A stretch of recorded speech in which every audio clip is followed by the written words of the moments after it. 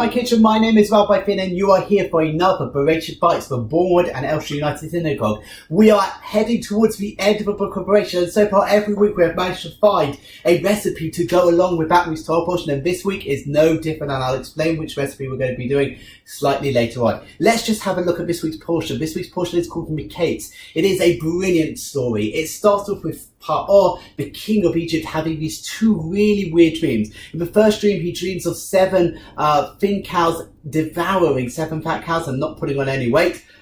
Halabai, that's the dream for everybody. And then he also dreams of 7 thin stalks of corn somehow consuming 7 fat stalks of corn, and again nothing seemingly happened. But Pharaoh has no idea what do these dreams mean, and then he's asking all around his court what do these dreams mean, and finally the butler says, "Ooh, dreams, I once had a dream. I had a dream in jail," and then this guy Yosef interpreted it and it turned out correct. So he goes and recommends Joseph to the court of Pharaoh. Paro, the king of Egypt, raises Joseph up out from his jail and asks Joseph to interpret the dream, and Joseph famously says there's going to be 7 years of feast followed by 7 years of famine. And Joseph is appointed as the viceroy, the number 2 in Egypt, to oversee the famine preparations. And so he sets up a system where he gathers together all the surplus grain and stores it ready to keep the people of Egypt fed throughout the famine. Of course, the famine hits and it goes all across the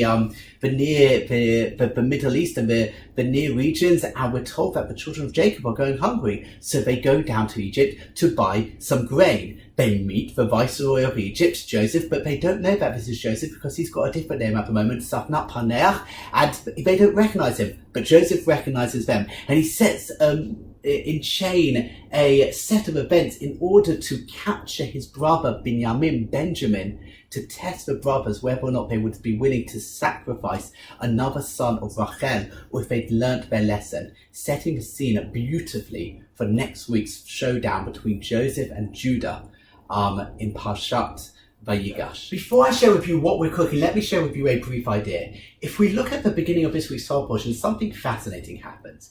We have 3 instances of people acknowledging their shortcomings, acknowledging the limits of their knowledge, the limits of their abilities, and in doing so, they save themselves and they save their people. Let's take all 3 of them. The first is Paro. Pharaoh is the king of Egypt. He is the absolute ruler, and he has these dreams and he is unable to interpret them. But he doesn't keep it to himself. Instead, he goes out and seeks support. He goes to his whole court saying, "I've had these dreams, but I don't understand what they mean." And thankfully for him, he does that, because if he hadn't sought advice, if he hadn't been strong enough to say, "Do you know what? I can't solve this on my own," he would never have discovered the truth about his dreams, them being a message from God about the forthcoming famine. He's the first person. The second person is the butler, who literally says, "Et chata'ai maskir hayom," my sins, my shortcomings, I am retelling today, where he remembers about the time that he was in jail and about Joseph and about the fact that he'd forgotten to speak about Joseph.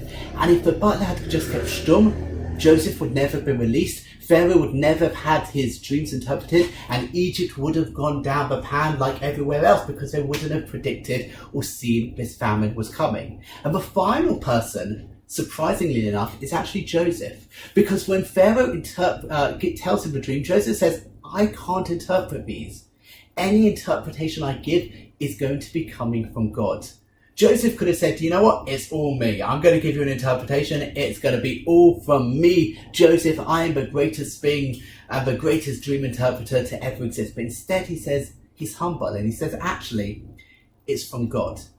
And this serves him well, because when Pharaoh then says, "Okay, we've got this interpretation, who is able to understand the mind of God?" Joseph. Joseph therefore is able to be raised to his position of power. And I think there's something very powerful here about acknowledging our limitations, about acknowledging and owning when we don't know the answer. Because sometimes it's better to own up and say, "I don't know the answer, I need some help, I need some support," than trying to muddle through and just making a mess of everything. We have these 3 case studies at the very beginning of our portion, where in each case, if the person had tried to bluff it through, things would have ended up much, much, much worse. So I think the message for us is to acknowledge our limitations, acknowledge our shortcomings, and ask for help, ask for support from the people around us to overcome those hurdles. Now, this week, to celebrate this week's portion and to give homage, so to speak, to Pharaoh's trees, we are going to be making cornbread. Cornbread, that amazing American staple. It's so easy to make, so please cook along with me. So, we are making cornbread. Now, cornbread is ridiculously easy to make, and it's also really easy to personalize and to go to your flavors. We're going to be doing a parov, which is a dairy-free version, which in truth is already 2 or 3 steps removed from the original American version, which uses buttermilk. But I want to be able to eat it with meat. If you were making it with buttermilk, you might consider also putting some cheese in. To make it extra special. A lot of people like to put jalapenos in or other types of chilies.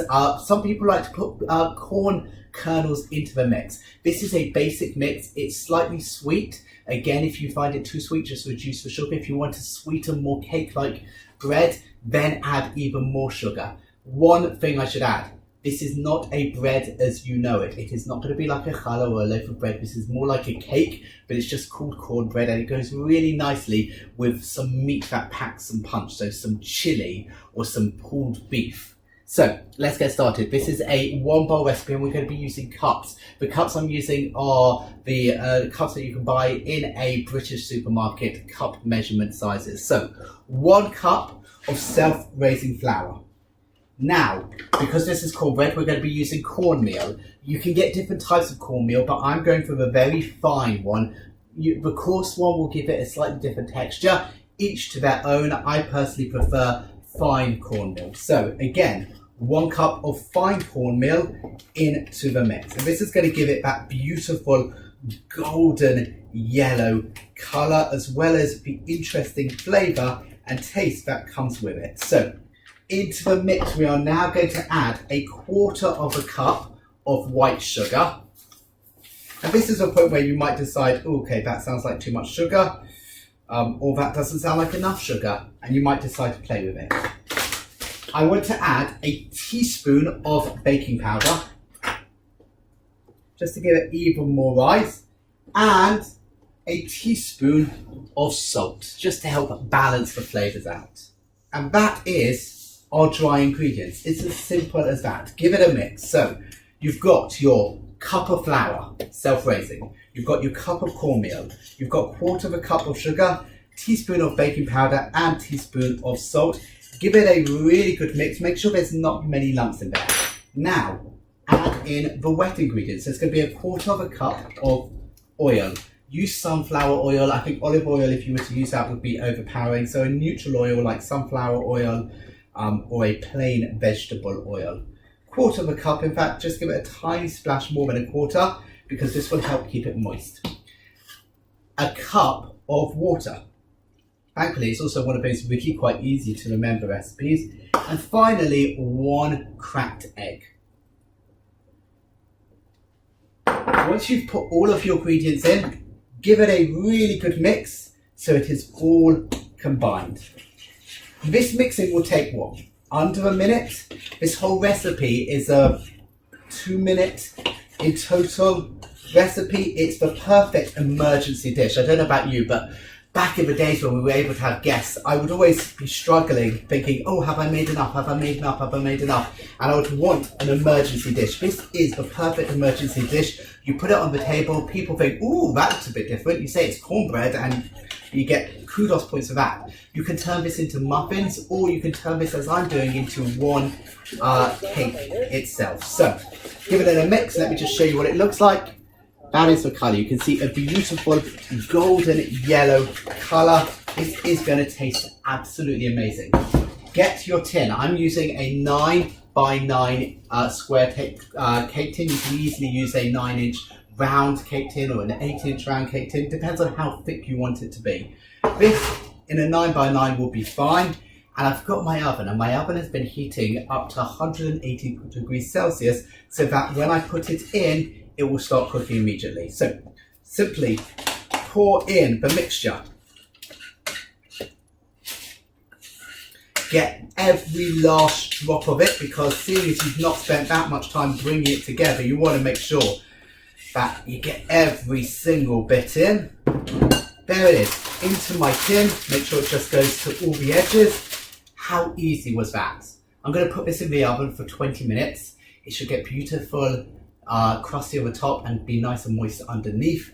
And I'll show you once it's done. So here we have it, my cornbread. After cooking for 20 minutes in the oven, I've let it cool down completely, and let me show you what it looks like in size. If you want it to be slightly thicker, then use a smaller tin or double the recipe. But for me, this is the perfect size for the accompaniment that I want. So get a sharp knife, just cut through it, very similar to cake. It's going to have a similar texture to cake. It's going to be slightly more savoury and have a slightly more nutty kind of taste.